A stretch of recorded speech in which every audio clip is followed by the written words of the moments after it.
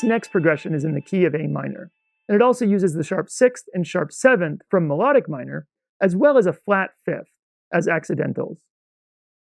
This one is now formatted in 3/4 time using 16th notes. For the bulk of the progression, it follows the same pattern of running through the equivalent of 2 arpeggios in one measure, and the 1 arpeggio in the next measure, followed by a rest. Out of these 2-measure sections of 3 arpeggios and a rest, the first arpeggio is ascending, the second is ascending and descending, and the third is descending.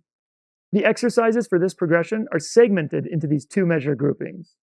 There's one exception to this structure, and that's in the second to last grouping of 2 measures. Instead of having 3 arpeggios and a rest, we have 4 arpeggios without the rest. If you look for the implied bass line, you'll see that it follows a pattern of dotted quarter notes, and that's critical to the sound of this progression. This is an important thing to point out for any type of composition that uses a straight rhythm of some kind. In this case, the straight notes are broken up by the rests, but the concept is still the same. By breaking up these patterns where we have straight 16th notes in such a way to give it distinct bass notes, we're creating a more complex rhythm that's immediately recognizable, even though we're mostly still playing straight 16ths. This demonstrates how a rhythm can be built into a melody without using any rests or even changing the rhythm of the individual notes. It's all about using some change in the pattern as a focal point or as anchors for us to pay attention to in terms of the rhythm. An easier way to start in on this concept would be to simply repeat the open E on the 6th string with 8th or 16th notes. Then, as a repeating pattern for each measure, you could come up with some kind of pattern of notes which are either palm muted or not palm muted. Repeating the palm muted pattern per measure will be enough to impart the straight 8th or 16th notes with a more complex rhythm. And this is a great way to infuse a simple riff with some syncopation or some other type of groove. The same idea is true here, only instead of using palm muting to create the rhythm, it's the placement of when we start a new arpeggio. Even though they're often arpeggios of the same chord, or even using the same exact pattern, it's the fact that we're starting again from a new lowest pitch that gives it a distinct rhythm. Those notes that define the rhythm become a new layer of the music, and that can be thought of either as a melody or as an implied bass harmony that your ear will then imagine is being held over all the other notes that are played. This is just a glimpse of the possibilities of this method of composition. But if it's something you're interested in, it should be a really effective way to get started down that road. Either way, using this to add a more complex rhythm to a pattern of otherwise straight notes is something you can get started with right away. Our first exercise here is made up of an extended A minor sweep pattern that uses all 6 strings. We use hammer-ons and a position change to go from the lowest octave of the A minor triad all the way up to 9th position with the same A minor 5-string pattern we used as a demonstration in the first 5 exercises. For the second version of this arpeggio, we play through 4 strings of that same arpeggio, from the 5th string to the 2nd string and descend back to the 4th string. Then, for the third pattern that starts on the 2nd measure, we work back up through the full 5-string pattern. And just like we did at the end of the last progression, we switch out the hammer-on for a slide to bring us up to 12th position, and from there we hammer on the 17th fret with the 4th finger. Watch the fingering carefully, especially as we change positions.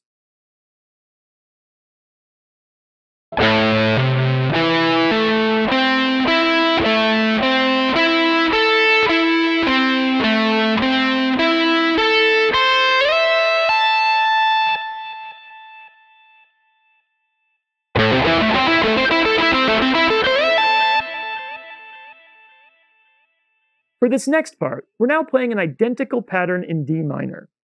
This is truly the same pattern as what we had in exercise 39. It's just taking the entire thing and moving it up from the A on the 5th fret to the D on the 10th fret of the 6th string. And this changes the pattern from A minor to D minor. You can think of it like we're taking exercise 39 and seeing that entire 2-measure pattern as being a movable pattern, and then just shifting it up to D minor. One thing of interest here is the chord change that's happening. We're going from the root chord to the 4th chord. This is a common way to begin a neoclassical progression, but it's also one of the most common ways to start a progression in Western music. Think of the blues example from earlier. It's just going from the 1 chord to the 4 chord.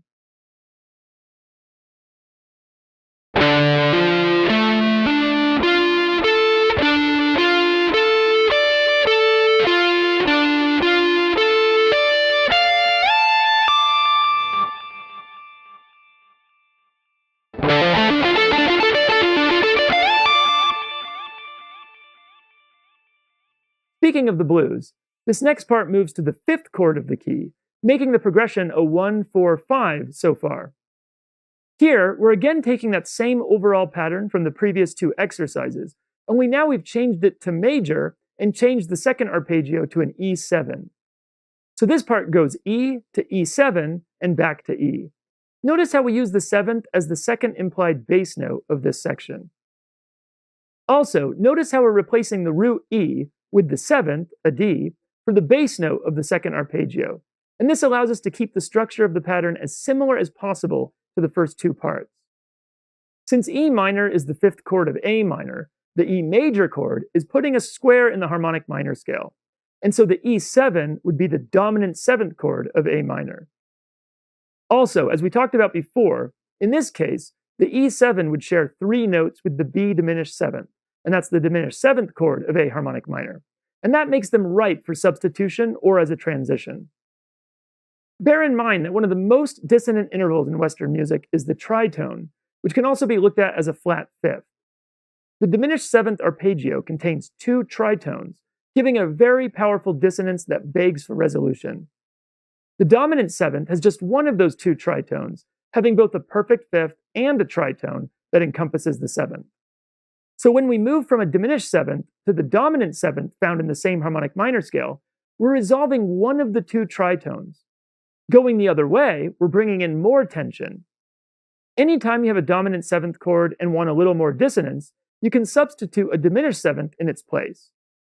Anytime you have a diminished seventh but want more consonance, you can substitute the dominant seventh in its place. In this exercise, you could actually try substituting the B diminished seventh for the E7 here to hear how that works. But also, keep an eye out for the B diminished seventh in this progression, since it's rare to have a neoclassical progression without the diminished seventh chord. However, if there's no diminished seventh in a neoclassical progression, you'll almost certainly get a dominant seventh chord in its place.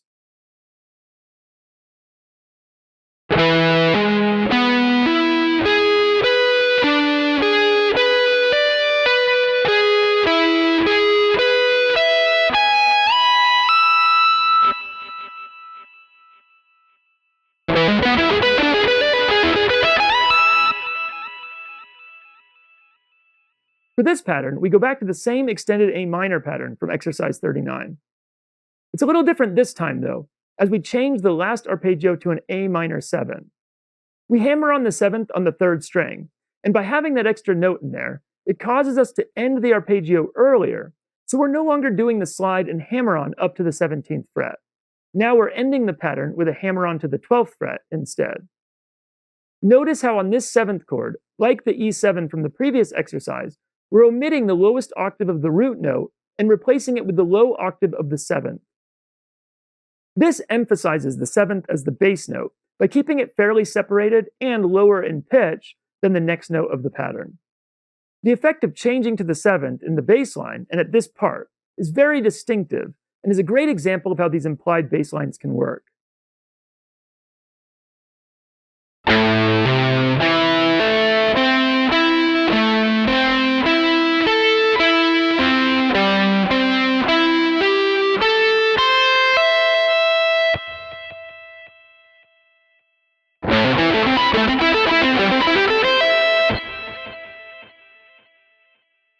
For this next pattern, we're doing something similar to the last pattern in the sense of adding the 7th as the bass note at the start of the second measure.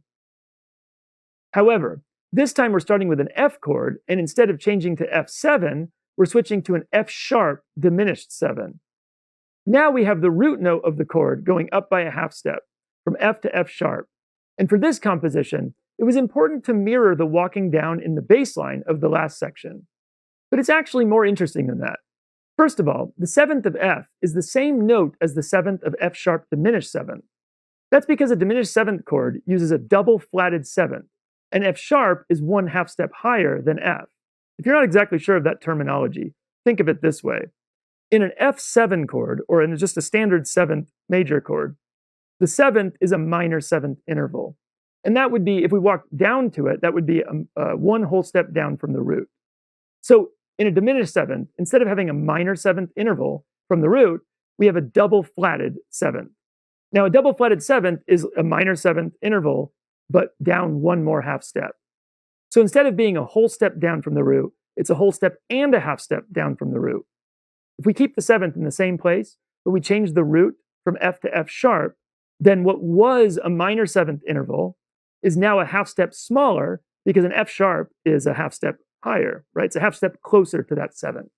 Therefore, we end up with the same seventh, even though it was a minor seventh for F and a double flatted seventh for F sharp. Because F7 and F sharp diminished seventh both use the same seventh, and because we start the second measure with that seventh, we may as well still be playing an F7 on that first note. It's only after we continue through the arpeggio that it becomes clear that we've pivoted to F sharp diminished seventh. Also, notice how F sharp diminished seventh would be the diminished seventh chord of E harmonic minor, and E minor is the fifth modulation from A minor. So this is the same exact kind of borrowed diminished seventh chord that we've now used previously on multiple occasions. This is utilizing the same concept, but it's now taking further advantage of it by the shared seventh of F7 and F sharp diminished seventh. If you ever notice in certain classical compositions, especially preludes by Bach or various pieces by Beethoven, where there's a lot of changing of arpeggios, where it kind of modulates between different keys or goes through all the arpeggios of a key before modulating, you'll notice how cleanly and how naturally it sounds to go from one key to the next. Well, that's because those composers were taking advantage of something similar to this, finding the parts of the key that have these little gateways into another key. So I'd recommend paying attention to that when we make transitions like this one.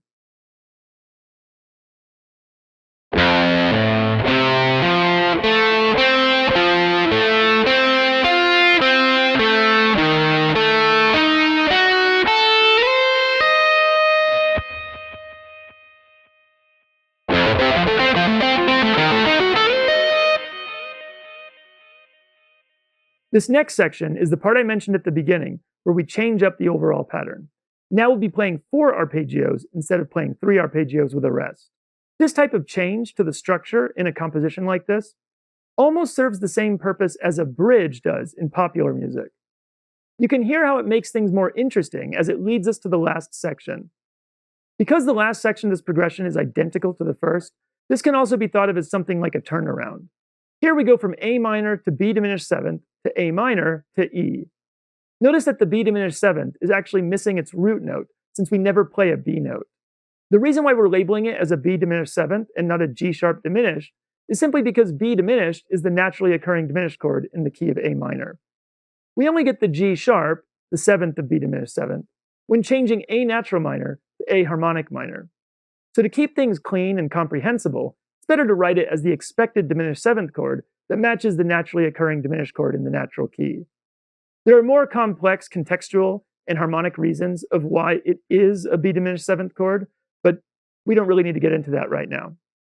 Watch the fingering very carefully here as it gets a bit tricky.